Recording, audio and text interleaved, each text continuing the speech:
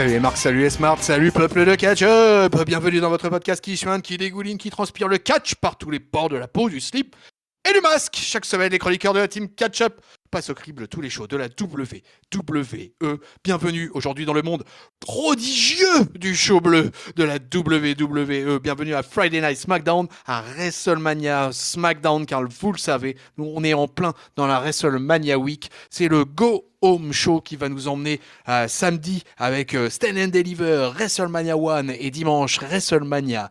Tout un week-end énorme. Si vous avez suivi déjà l'antenne de Catch-Up, vous avez le Go Home Show de Monday Night Raw déjà en ligne, ainsi qu'une vidéo spéciale preview pronostic de Stand and Deliver et des deux WrestleMania avec moi-même que vous avez peut-être identifié. Je suis le dinosaure masqué, que dis-je, je suis votre Luchasaurus des podcasts, je suis le tonton Chris. Et donc, un tag team partner of the day qui faisait également partie de cette preview de pronostic, l'inusable, l'indétrônable Papy. Salut Papy. Bonjour tonton, bonjour les petits enfants, comment ça va? Oh bah ça va, alors t'es chaud bouillant là, prêt à prendre du feu d'artifice plein les mirettes? Oula, je suis pas tant chaud que ça, là, je sors de la sieste, là, je suis pas super bien chaud, mais bon, ça va monter en pression au fur et à mesure de la journée qui avance, là. Alors, le temps que tu te fasses chauffer un petit expresso histoire de faire remonter le rythme cardiaque, eh bien écoute, sache que ce WrestleMania SmackDown, c'est le 1180e du nom. Ça se passe bien sûr à Dallas, Texas, USA, everything is bigger in Texas, à l'American Airlines Center. Au commentaire, on a Michael Cole et Pat McAfee. Alors, un 1er avril, le SmackDown, c'était pas une blague parce que là, c'était censé pas déconner. On s'attendait à en prendre plein les yeux et ils vont attaquer le show directement avec la André the Giant Memorial Battle Royale. On aura droit à un clip dédié à notre André national où on reverra quelques-uns de ses magnifiques exploits. Alors il y a un line-up de 20 catcheurs, papy. Madcap Moss, Akira Tozawa, Apollo Crews, Cédric Alexander, Commander Aziz, Damian Priest, Dolph Ziggler, Drew Gulak, Eric et Ivar, Finn Balor, Jinder Mahal, Shanky, Mansour, R-Truth, Reggie, Robert Roode, Shelton Benjamin, T-Bar et Tommaso Ciampa. On va avoir une battle royale que j'appellerais un service minimum, peuple de catch-up, puisqu'on va avoir droit à 8 minutes de combat. Ça va être expédié assez rapide. Il y aura un peu d'embrouillamini entre, on va dire, surtout les partisans du 24-7, là, R-Truth, Reggie, Tozawa et compagnie. Damian Priest va aller faire un peu illusion, le pauvre qui se retrouve. Alors lui, on parle de descente dans la carte. Le Damian Priest, il se retrouve à éliminer quand même Reggie et R-Truth, entre autres. Euh, mais finalement, au bout du bout de ces 8 minutes, sans grand intérêt, on aura un peu de bagarre entre les géants avec le commandant Aziz et Shanky qui auront quelques interactions. Apollo Crews qui va se faire éliminer lui par les tag teams parce que l'un des problèmes quand même des Battle Royale là, c'est que on a certainement un peu trop de catcheurs de tag team et du coup, je pense que ça fait perdre un peu en crédibilité cette Battle Royale. Mais bon, finalement, Dolph Ziggler, le champion NXT, qui défendra samedi soir contre Braun Breaker son titre, et bah finalement, avec l'aide de Robert Roode, va pouvoir éliminer Tommaso Ciampa et Madcap Moss, au bout du bout, éliminera Dolph Ziggler et Robert Roode. Mais le dernier, au bout du bout, ça sera le champion US qui va résister, puisque oui, les amis, Finn Balor est dans la André the Giant Memorial Battle Royale, et il va quand même aller jusqu'au bout, mais pas suffisamment. C'est donc Madcap Moss qui va éliminer Finn Balor et qui va remporter le trophée géant d'André. Alors bon, moi je pense que André doit un peu se retourner dans sa tombe. Bon, d'un autre côté, on est un peu habitué aux vainqueurs un peu étranges, on va dire, de cette bataille royale. Donc finalement, celle-ci ne fait pas défaut. Donc mon papy, je sais pas ce que tu as pensé de cet opener, mais en tout cas, la parole est à toi. La parole est à moi, je la prends avec plaisir. Je suis pas étonné du vainqueur, alors Ah ouais. Ah, bah, pas tant que ça, parce qu'en fait, finalement, c'est un peu dans la lignée de ce qui s'est fait dans le passé avec, la André the Giant Battle Royale. C'est pas non plus un truc ultra prestigieux, j'ai pas hormis le tout début où ils ont voulu le lancer un peu, donc tu avais des gros noms, puis après c'est tout de suite descendu dans la carte et dans le show. L'an dernier, c'était Jey Uso. Je crois que l'année d'avant, c'était pas des Mojo Rawley ou un truc comme ça. Enfin, c'était Non, il n'y en avait pas eu l'année d'avant, c'est le Covid. Enfin bref. Ouais, il y avait le Covid, ouais. Ouais, donc c'est pas, moi j'ai toujours trouvé ça pas trop prestigieux comme truc. C'est un truc de pré-show. Du coup, ça se retrouve dans le pré-show de WrestleMania qui est devenu SmackDown depuis 2 ans. Donc je suis pas trop étonné là-dessus. C'est vrai que par contre, il n'y a pas trop grand monde. La 20 personnes, je trouve ça un peu light. Pareil, j'ai trouvé ça assez court. Finalement, il y a peu de passages mémorables. Ils ont pas, ouais, ils ont pas non plus trop cherché à comprendre. Et puis, bah, mettre Capos, bah, c'est mérité pour lui. C'est en fait la Andrés de Jeunes Battle Royale, c'est un peu la bataille des seconds couteaux. Et puis parmi ces seconds couteaux, bah, Matt Capos, bah, plutôt lui que Commander Aziz ou que des mecs ou Chunky ou des mecs qui ont rien fait pour que Boss que Matt Capos, mine de rien, il aura quand même fait son année, quoi. Donc bravo à lui.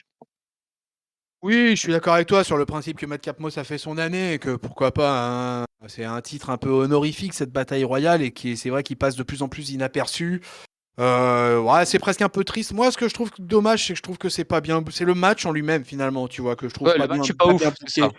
Voilà, tu vois, le match est pas bon, quoi. Et on n'est pas pris par le truc, etc., quoi. Et ça dure 8 minutes. Finalement, ça va très vite, hein, avec 20 mecs comme ça, etc., ça passe très vite.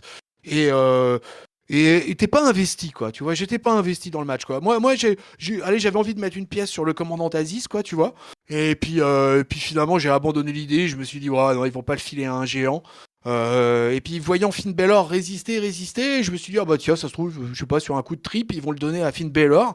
Et puis finalement, c'est Matt Capmos. Alors moi, Matt Capmos, c'est un catcheur qui m'intéresse pas. Et du coup, bon, voilà, bon, c'est quand même notre petite fierté de Français. On a notre André qui est représenté dans la plus grande compagnie de catch mondiale et qui en est une icône en plus. Et donc, si tu veux, moi, je trouve ça un petit peu tristounet, quoi, que ça soit relégué comme ça. Et Ah, qu'il y ait jamais, et qu'il y ait jamais quasiment rien eu de fait autour de ça, parce que Remember, le premier vainqueur de cette bataille royale, hein, c'était tout simplement Cesaro. voilà, quand on parle de second couteau, bah, c'est César le premier hacker. Hein. Pour, c'est pour embêter Raph, ça. Non, C'est par contre, gratuit. c'est gratuit, exactement. Le, je suis d'accord avec toi, le match aurait pu, il faut travailler. En fait, il ne travaille pas. En fait, André John Battle Royale, j'ai l'impression que c'est le cadeau fait au low carder, Ouais. où on dit voilà, vous aurez votre petit moment, où vous pourrez vous battre. Alors, ça a été déclassé à SmackDown la semaine dernière. L'année dernière, ça m'avait un poil choqué parce que surtout pour Jey Uso qui a fait une super année aussi, je me dis, ah, c'est un peu dommage pour lui. Après, petit à petit, je me dis que finalement, ce SmackDown, il est désormais totalement inclus dans le show WrestleMania qui est sur plusieurs nuits. Donc, il est tellement sur plusieurs nuits que tu as même le SmackDown qui est avec et qui est en plus maintenant désormais le début du Hall of Fame, en fait, le SmackDown, vu que le Hall of Fame, il est déroulé dans la foulée. Donc voilà, l'un dans l'autre, ouais, ils auront eu 2 millions de personnes qui les ont vus, c'est déjà ça.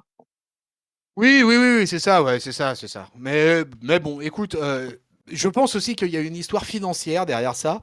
C'est-à-dire que s'ils ont donné comme ça l'appellation à WrestleMania SmackDown, c'était tout simplement pour que les catcheurs puissent toucher la prime. Parce que en fait, normalement, cette Battle Royale, elle était aussi conçue pour ça, pour mettre un maximum de gens dans la carte et pour que les mecs qui avaient bossé toute l'année, tu vois, aient droit à la prime WrestleMania-esque.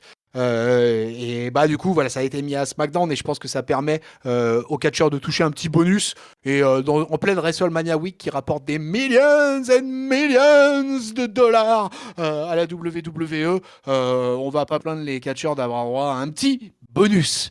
Voilà. Écoute, ce SmackDown a continué après derrière d'entrée puisqu'on a enchaîné avec l'entrée de Ricochet tout de suite, mais qu'elle allait être coupée après avec une chier de vidéos, entre autres sur le 2K22, sur l'Undertaker, sur différents trucs. On va voir Ricochet quand même après dans le ring qui est en train d'apprécier sa ceinture. Et ce soir, il a un match, il a le titre qui est en jeu et il est en handicap match, c'est-à-dire la stipulation favorite de Papy Il et est pas il handicap va match, affronter. attention. Et attends, je corrige, il est en triple, c'est un triple threat, hein. Ah oui, c'est en triple fret. Ouais, enfin moi je considère que c'est un handicap parce que il est face au Los Lotarios qui est donc une tag team et qui effectivement seront censés être adversaires dans ce match. Mais moi je suis désolé, mais je considère que c'est un match à handicap pour le Ricky Labelvi, que c'est scandaleux d'ailleurs. Mais, on va avoir droit à un vrai match de catch entre l'Américain et les deux Mexicains, les deux cousins. On va avoir un match de presque 12 minutes. Donc ça, c'était ma première agréable surprise. Quitte à ce que le titre intercontinental soit relégué dans SmackDown de la veille, bah, autant qu'on ait le droit à un match plutôt sympa. Et évidemment, ça va commencer avec Humberto et Angel qui vont faire équipe, hein, bien évidemment, contre Ricochet, qui vont s'allier. Angel va s'attaquer au genou, Humberto va s'attaquer au dos. Finalement, Ricochet va réussir à sortir Humberto et Angel avec un magnifique double Hurricane Rana. Angel va réussir à quand même choper Ricochet pour le coller sur la corde supérieure et Humberto va essayer de lui casser le bras, hein, tout simplement. C'est immonde ce qu'ils font subir à ce jeune homme. Je suis absolument scandalisé. Et du coup, ça va être de belles factures parce que les mecs vont bien s'envoyer, mais petit à petit, ça va se désagréger entre Angel et Humberto parce que bah, tu sais ce que c'est, papy, quoi. L'appât du gain, l'appât du gold, l'appât du titre intercontinental va être plus fort que tout et l'investissement va être de plus en plus puissant entre les trois et ce qui devait arriver arriva entre Humberto et Angel, il y a du gaz, il y a de l'eau dans le gaz, pardon, il y a de la friture sur la ligne et ils vont s'entendre de moins en moins, ce qui va profiter petit à petit au Ricochet. Humberto va tenter de monter pour exécuter une superplex, mais il va être contré. Ricochet va se dégager, va envoyer Humberto au tapis et va grimper tout de suite pour placer le 630 et il va couvrir Humberto pour le compte de 3. Victoire de Ricochet qui conserve le titre intercontinental au bout de 12 minutes d'action, de bonne bagarre, je dois le reconnaître, même si j'étais un peu chafouin sur le line-up, ayant beaucoup de mal à comprendre cette histoire avec Angel et Humberto qui affrontent Ricochet, mais peut-être que Papy, qui est l'expertise fine, va pouvoir éclairer mes lumières. Oui, alors je vais vers deux petites corrections, d'ailleurs j'en profitais. La première que j'ai déjà faite en coupant comme un malotru ton déroulé, puisque c'est bien un triple threat, puisqu'à un moment les deux Lotarios vont se faire détomber l'un sur l'autre, donc Oui, on est oui, vraiment oui, dans oui. une configuration triple threat, pas dans un handicap match. Et le finish, en fait, il fait ses deux finishers sur chacun des deux. Enfin, il fait son 630, là, je sais pas quoi, sur un des Lotarios. Et en rebondissant, il rattrape le Lotarios et il lui fait son finisher avec le genou, là. Tu sais, Sans recoil, ouais, sans recoil. recoil, voilà. Donc il finit que Ah son ben, recoil. Et c'est après son recoil qui fait le tomber. Donc en fait, il a enchaîné ces deux finishers en rebondissant sur les deux. Donc c'est plutôt bien fait. Alors même si bah, le recall forcément il est un poil à côté, mais bon, en même temps c'est assez acrobatique comme manœuvre de faire le finish sur le rebond du finish précédent quoi. Mais non, c'était plutôt sympa l'échange entre les trois. Ça a plutôt bien marché avec la foule en plus, forcément avec un face contre deux heels qui en plus normalement sont en équipe et donc ils ont fait toutes les crasses possibles et imaginables. Ricochet, bah pareil, hein, là on parle des seconds couteaux de Mania qui se retrouvent en pré-show SmackDown. Bah, j'étais étonné que le match soit si tôt. Je pensais vraiment qu'il sera en main event. Au final, on aura eu les deux matchs qui étaient annoncés directement pour démarrer show. Je sais pas si c'est mieux, je sais pas si c'est moins bien. Là, je t'avouerai que j'ai pas d'avis défini dessus, mais l'avantage c'est que on n'a pas été noyé trop par les packages vidéo avant d'avoir ce match-là. Du coup, on était encore en forme. Mais c'était plutôt un moment appréciable, j'ai trouvé. Et puis voilà, ça reste des moments marquants pour lui. Il reste toujours fort Ricochet. J'espère pour lui que ça lui permettra l'an prochain d'être directement sur la carte de Mania. Faut pas désespérer. Puis voilà, quoi. On va y croire. bon, alors moi je suis à la fois satisfait et à la fois déçu. Moi j'espérais que clairement ça allait être en main event. Quand j'ai vu en plus la bataille royale ouvrir le show, je me suis dit ah c'est cool et tout, Ricochet il va avoir droit au main event. Et bam, ils ont enchaîné derrière, donc moi ça m'a un peu refroidi. Après, j'ai été réchauffé tout de suite parce que ouais, j'adore le bonhomme et que du coup le match, j'ai trouvé le match super quali. Effectivement, t'as bien fait de donner la précision sur le double finisher en fait, parce que oui, j'ai pas précisé qu'effectivement il colle son recoil et d'autant plus spectaculaire du coup et ça faisait vraiment un truc sympa et puis c'était vraiment cool qu'ils conservent quoi. J'aurais été vraiment hyper déçu en plus qu'ils perdent comme ça qu'ils perdent le titre juste avant WrestleMania donc c'était plutôt parfait. Mais moi, j'aurais vu comment après le déroulé du show, moi, c'est un peu le contraire. J'aurais vraiment, vraiment préféré que le titre intercontinental clôture ce SmackDown parce que comment ça s'est terminé, on va y arriver après, mais voilà, ça n'aura pas été un truc qui m'aura emballé des masses, quoi. En tout cas, l'info, c'est Ricochet conserve le titre intercontinental, et là, on va rentrer dans un long tunnel de vidéo package à partir de ce match-là. On va revoir des images de la rivalité de Kevin Owens avec Stone Cold, des images du stade voilà, consacré à l'Etiti Stadium. On va revoir qu'est-ce qu'il va y avoir encore. Il va y en avoir un paquet. Voilà, il y aura différents vidéo packages qui rappelleront tout ce qui va se passer ce week-end. Derrière, on enchaînera avec un match de tag team féminine. Naomi et Sacha vont affronter Carmella et la Queen Zelina pour un non-title match, hein, il faut bien préciser, un match qui va être très très court, hein, qui va durer 3 minutes. Ça sera vraiment expédié sur ce coup-là. Euh, c'est Carmella et Banks qui vont commencer hein, sur le ring, qui vont se taper méchamment. Carmella et Zelina vont quand même pas trop mal travailler ensemble parce qu'elles vont réussir à garder Banks dans le ring, l'emmener dans le coin et faire différents tags pour pouvoir alterner. Zelina va même avoir droit à un petit near fall de 2. Finalement, Banks réussira à faire le hot tag sur Naomi qui va claquer d'entrée un double drop kick pour sortir Zelina et Carmella. Naomi derrière va connecter avec un moonsault et couvrira Zelina pour le compte de 3. Victoire de Sasha Banks et Naomi sous une ovation du public de Dallas qui était apparemment totalement ravi de voir les deux afro-américaines. Donc victoire de Sacha. Écoute, elles sont Sacha et Naomi, elles sont toutes les deux donc dans le Fatal 4-Way de dimanche. Un match qui s'annonce de belle qualité. On en a parlé assez longuement dans la review des pronos, mais je crois que ce qu'on a vu là, malheureusement, c'était trop court. C'était trop. Je sais pas, c'est trop court. C'est trop court ou trop, parce qu'en fait, du coup, moi, mon prono de dire que c'est Naomi et Sacha qui ont gagné, il prend du plomb dans l'aile quand elle gagne la veille contre les championnes. Je Eh dis, mais ah, j'ai fait le c'est pas même. bon, ça. J'ai fait le même. C'est pas bon pour moi, ça. C'est bon pour mon prono. Bon, bah, je croise les doigts pour que ce soit une preview et non pas qu'on s'appelle, là, anti-booking, là. Du booking Euh, inversé. Booking RC, ouais, je ne plus le terme. Décidément, je suis pas encore réveillé. Euh, Par contre, je pense que même si le passage était court, ça a quand même fait plaisir au public qui était content de les voir. Parce que on en reparlera peut-être à la fin, mais le SmackDown d'avant Mania, de toute façon, il n'y a jamais quasiment aucune star quoi, qui est là. Donc, bah, le fait qu'elle soit là, qu'elle catch un petit peu, je pense que c'était déjà comment dire, c'était déjà bien pour le public. Elles peuvent pas forcément faire un match de fou parce que si elles se blessent pour le lendemain, bah c'est cuit.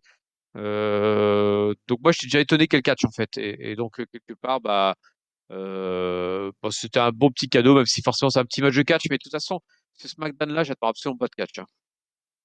Ouais, non, mais je t'avoue que je me faisais pas beaucoup d'illusions non plus, hein. Je joue les grognons parce que j'espérais quand même avoir un show un peu plus lumineux. On est dans le stupendous, on est dans le prodigieux. Là, on est même plus dans le monde merveilleux du show bleu, on est dans le monde prodigieux. Et bon, 3 minutes, c'était un petit peu. Par contre, ce qui était bien, c'est que ça m'a permis de vérifier que Naomi était quand même vachement over aussi. Parce qu'on parle de Sacha dans cette team, mais finalement, je vois que la réaction sur Naomi, c'est Naomi qui a le droit au pin, hein, le pinfall sur Zelina. Et j'ai oublié de préciser aussi qu'autour du ring, il y avait les deux autres équipes concernées, hein, Shayna et Natalia, Oui. et Liv et Rhea qui observaient le déroulé des opérations. En tout cas, victoire de Naomi et Sacha.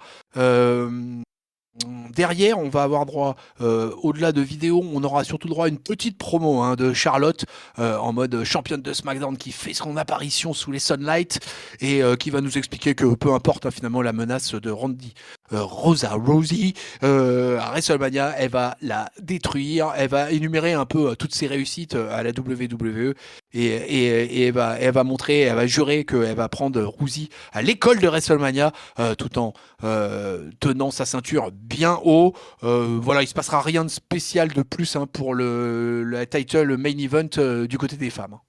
Non, mais c'est déjà encore une fois, hein, le fait que Charlotte soit là, c'est déjà un cadeau finalement. Et elle fait une promo où un peu dans la lignée de ce que nous auront fait Reigns, Lesnar, Owens le lundi. C'est une promo wattée où elle a dû gérer les watts en permanence. Et je trouve qu'elle a super bien géré. Elle a assuré le truc. Le...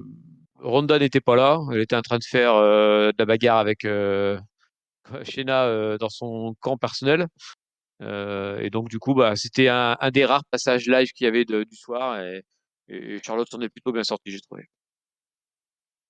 Ouais. Ronda, elle sera interviewée par Kelly Braxton sur le ring où voilà, elle va répondre de toute façon la même chose à l'adversaire. Elle va la démolir samedi, hein, c'est samedi, hein, Ronda et Oui. Charlotte.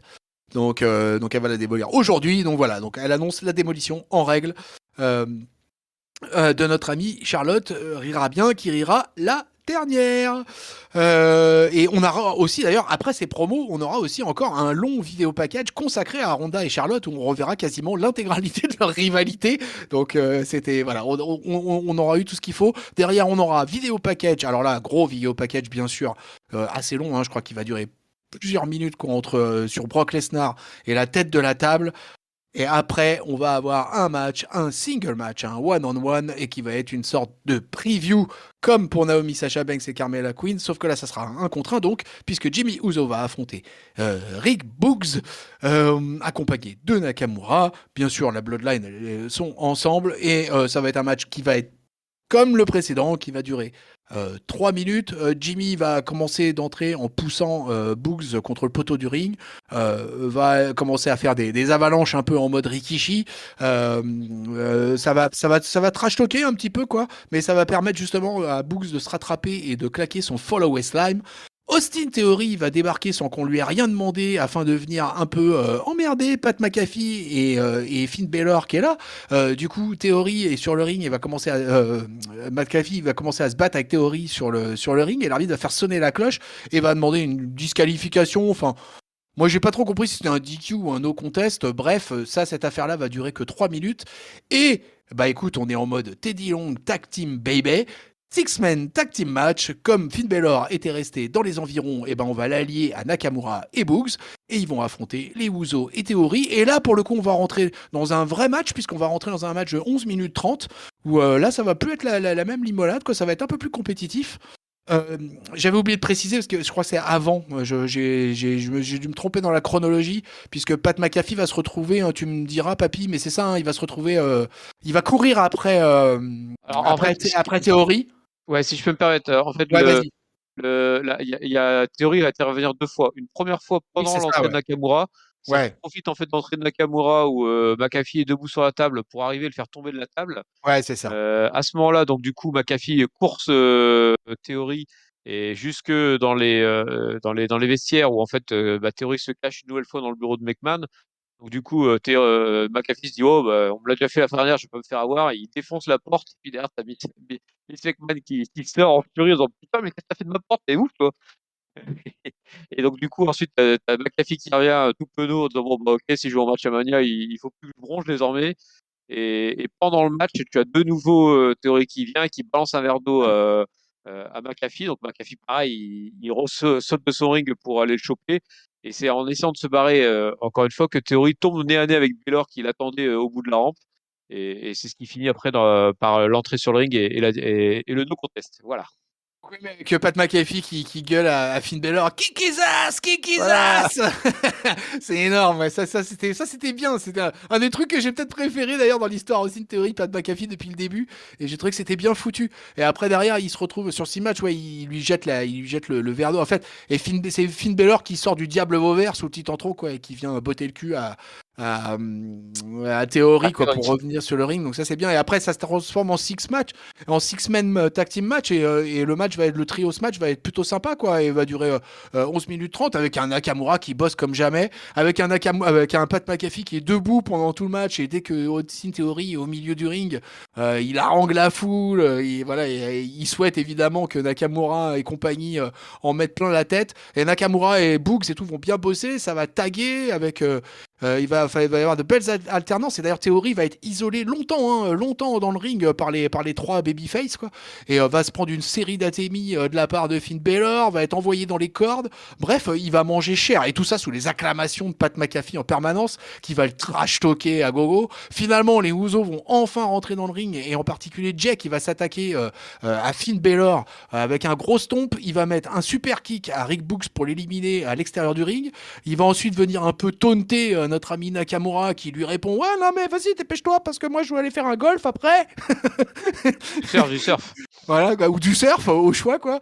Mais finalement contre de Baylor qui va tenter le hot tag avec Nakamura. Hop, petit roll-up de notre ami Uzo qui va pas marcher. Nakamura va chauffer la foule et ça marche plutôt pas mal. Va avoir le hot tag, va rentrer, va se retrouver face à Austin Theory. Austin Theory va mettre un drop kick qui va mettre au sol le truc, mais il va aller se réchauffer avec Pat McAfee.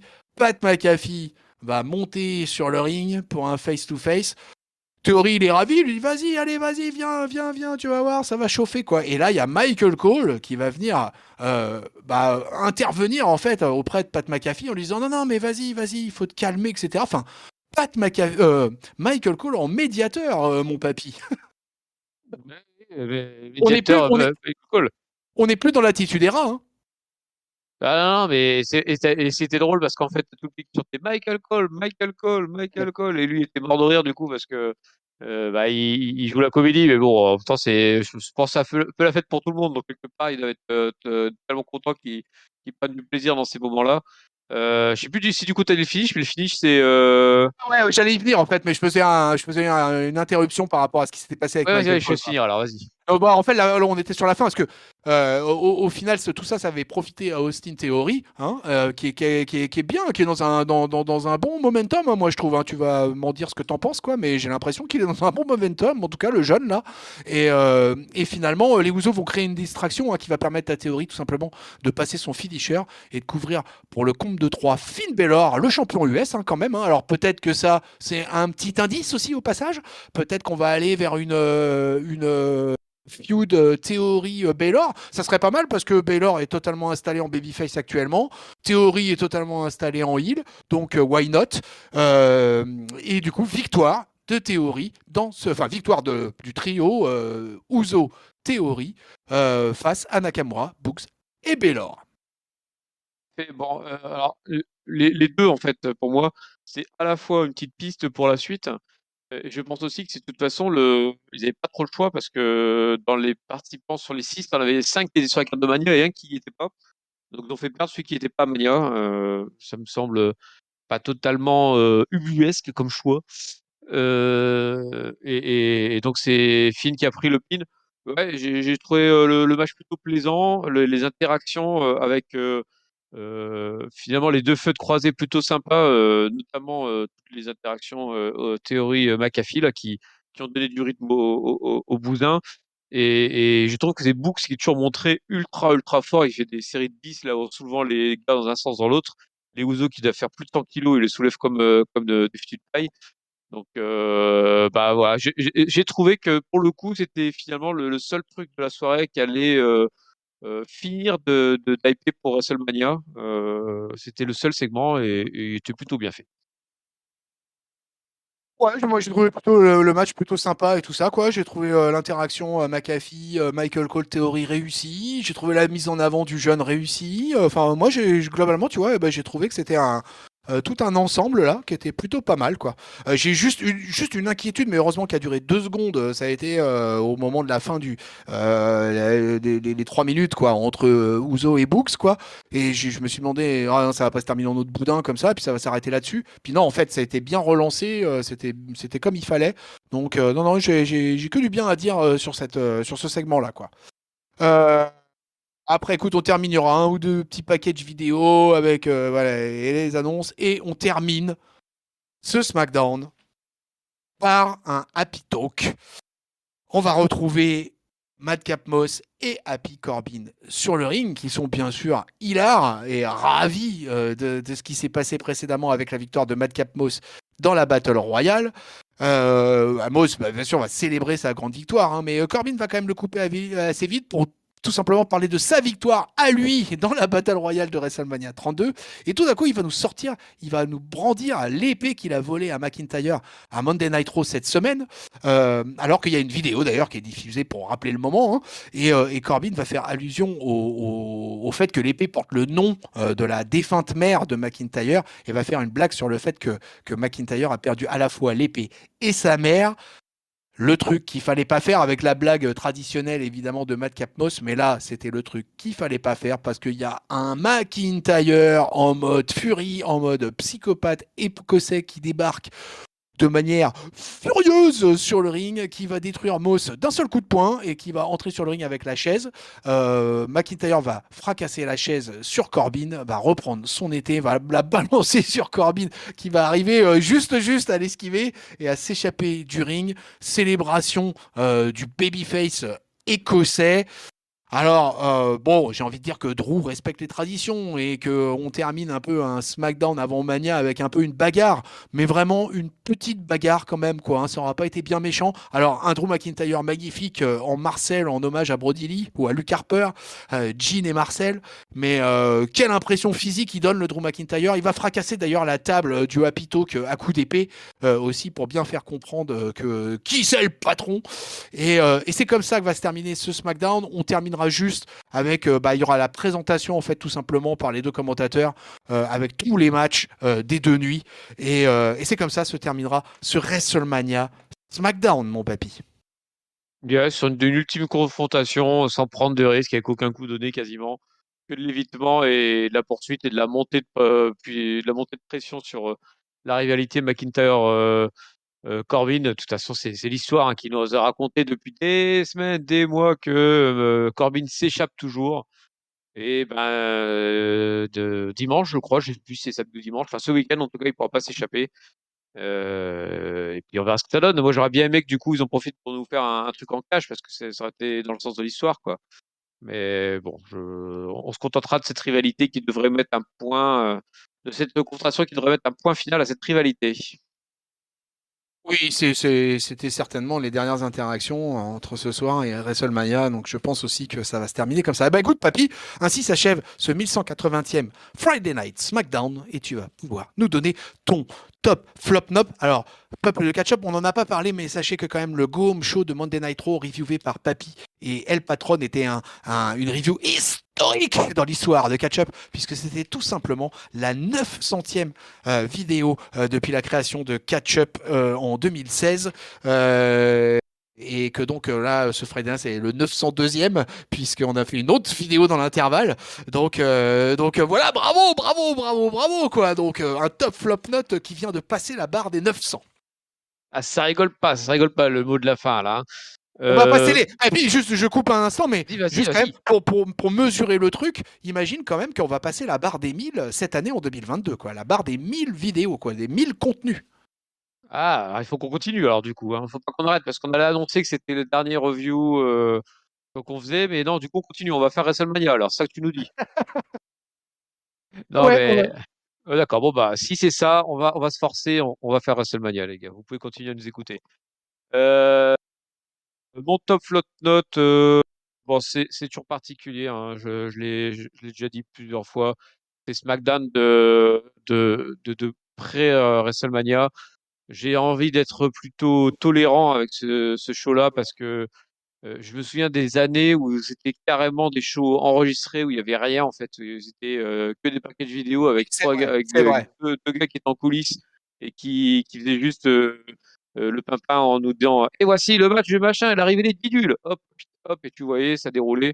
Là, t'as quand même un petit peu, ils ont quand même essayé de faire un plaisir un peu à la foule avec deux trois gars qui ont pointé leur nez. Donc bravo à ceux qui sont venus. C'est toujours un plaisir de voir les gars qui, même la veille de Mania, vont jusqu'au bout faire le pro. Mais tu vois aussi qu'il y avait très peu de gens parce que des mecs comme Baylor, comme Madcap Moss ont fait double soirée avec deux segments. J'ai aussi envie de les féliciter. Du coup, voilà, moi je vais. Au début, je pensais mettre mon top pour le dernier match tag team, qui je trouvais bien sympa, mais finalement, je le donnais à ceux qui ont essayé de faire vivre la soirée, qui est difficile à booker finalement à SmackDown. Donc, je vais donner un co-top à Matt Capos et à Finn Balor pour leur investissement dans ce SmackDown si particulier que le SmackDown de Pré-Mania.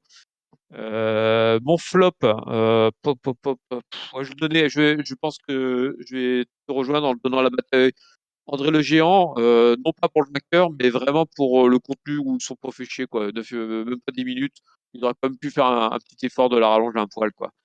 Et ma note, ouais, dans ces cas-là, moi, je veux pas m'embêter, je vais donner le minimum pour un bon show, je vais donner un 3. Voilà, c'est pas, ça s'est regardé jusqu'au bout, en accélérant les passages vidéo parce que vu qu'on s'est retapé en intégralité pendant la WrestleMania, le reste était quand même plutôt sympa. Ok, un 3. Eh bien, écoute, moi de mon côté, ce que je vais faire, c'est que je vais donner le top flop sur le même segment. C'est-à-dire que je vais donner mon top au match intercontinental entre les Los Lotarios et Ricochet.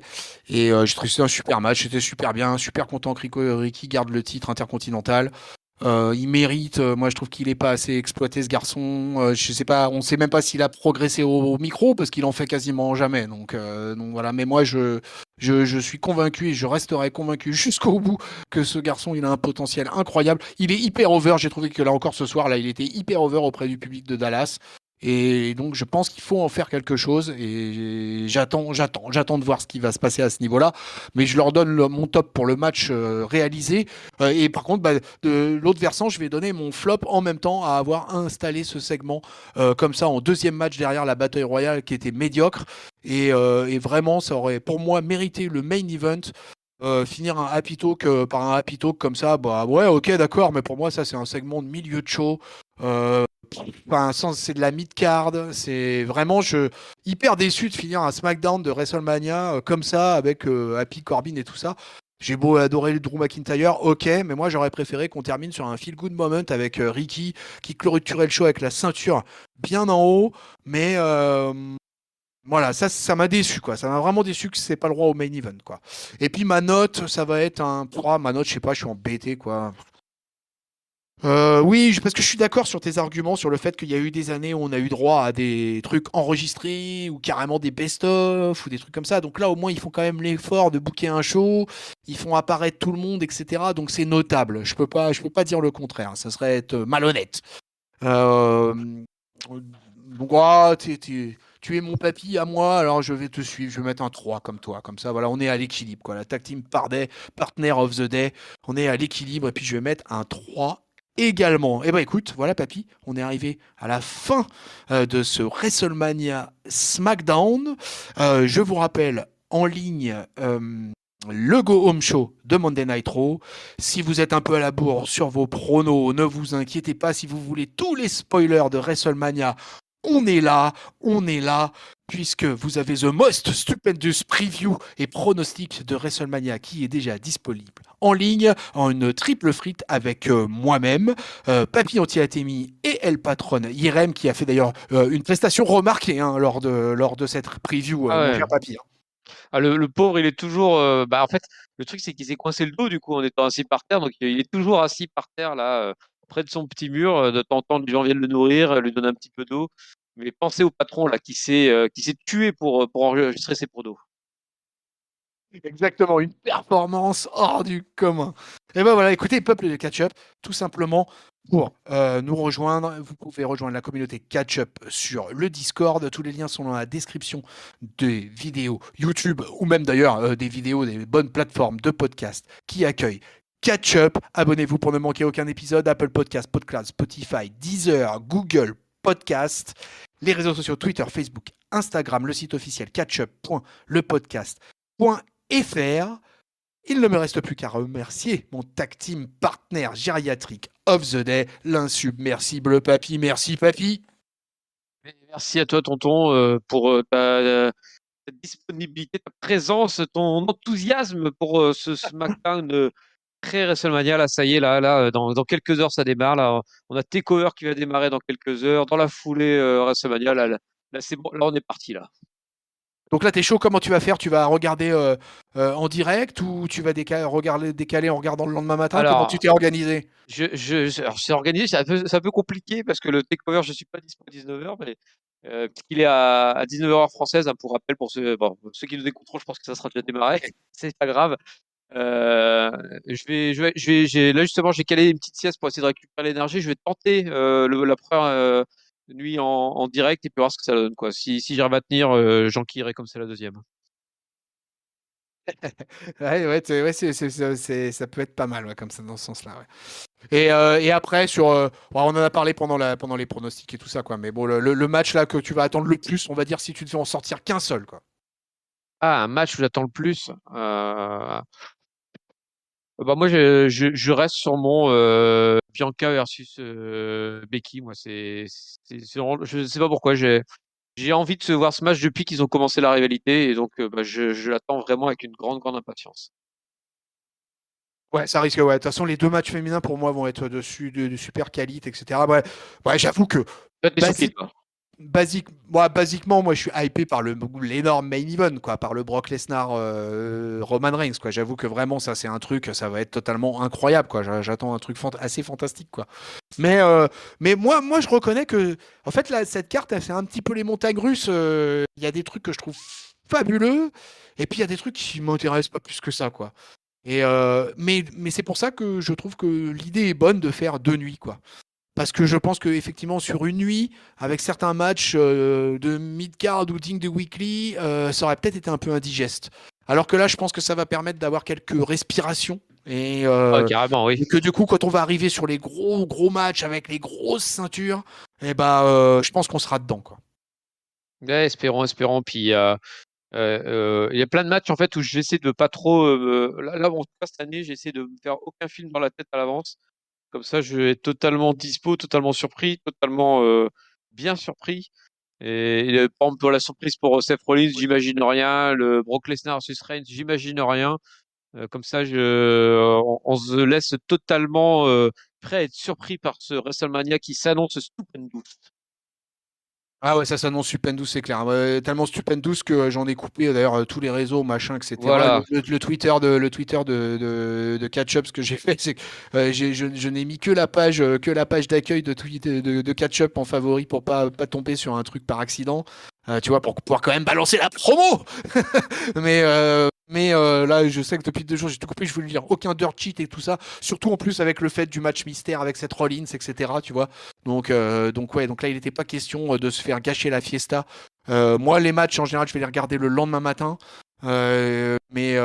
Mais tôt, et je sais pas, j'ai le même un peu de souci que toi, j'ai le même au niveau de Stand and Deliver, ça va être finalement le pay-per-view le plus compliqué à regarder ce week-end, quoi. Ouais. Donc, Ouais. Oui. euh, donc, donc je vais voir comment je vais m'organiser à ce niveau-là. Mais en tout cas, la hype est là, je suis impatient, c'est le plus grand week-end catch de l'année. Il s'est passé déjà pas mal d'événements sur la WrestleMania Weekend, WrestleMania Week dans son ensemble. Hier soir, vendredi soir, il y avait donc la Super Card of Honor, qui était le premier pay-per-view de la Ring of Honor booké par Tony Khan. Il y a eu plusieurs autres fédés qui ont fait pas mal de choses, etc. Donc c'est toujours vachement intéressant. C'est l'occasion aussi d'y découvrir des mecs des fois. Donc tu vois, voilà, ouais, j'adore ce passage-là de l'année, quoi. C'est un des grands moments pour nous, les fans de catch. Et un des rares moments aussi où c'est assez mainstream finalement, où Oui. WrestleMania va être évoqué un peu dans d'autres médias que dans nos médias traditionnels que nous on suit en tant que fans de catch. Ça, et puis du coup, comme tu l'as bien dit, c'est un peu la semaine où tout le monde du catch va manger finalement sur la puissance de WrestleMania.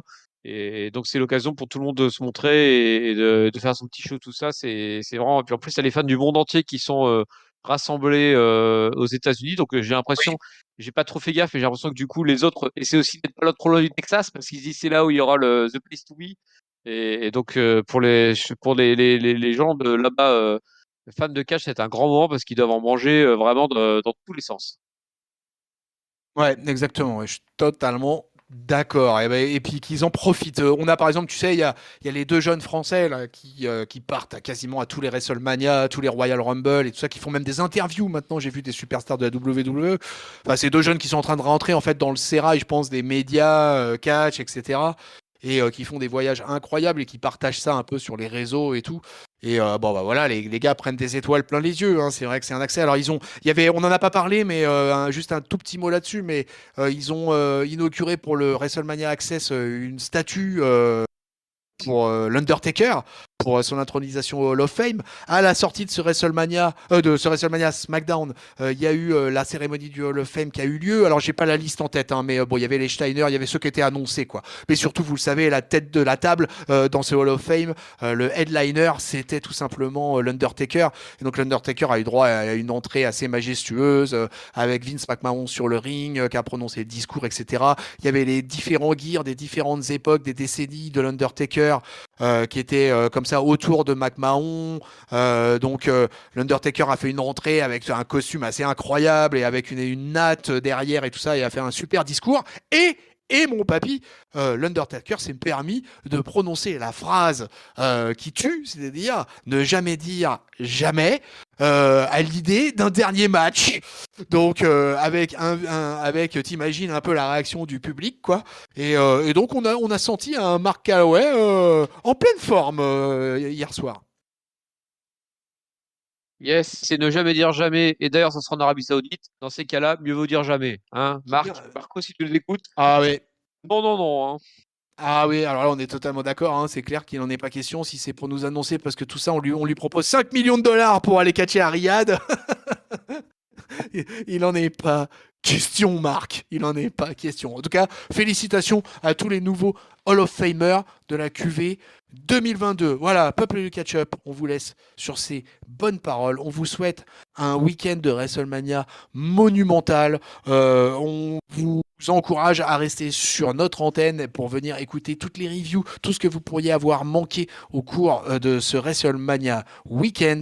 On vous fait des bisous, on vous fait des cordes à linge plein la face. Salut papy.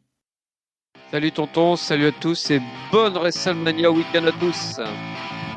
Salut peuple de catcheur.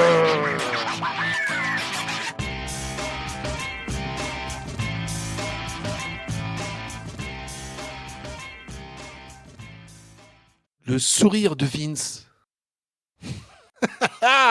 Quand l'Undertaker a dit Never say never. Il a vu les dollars. Hein.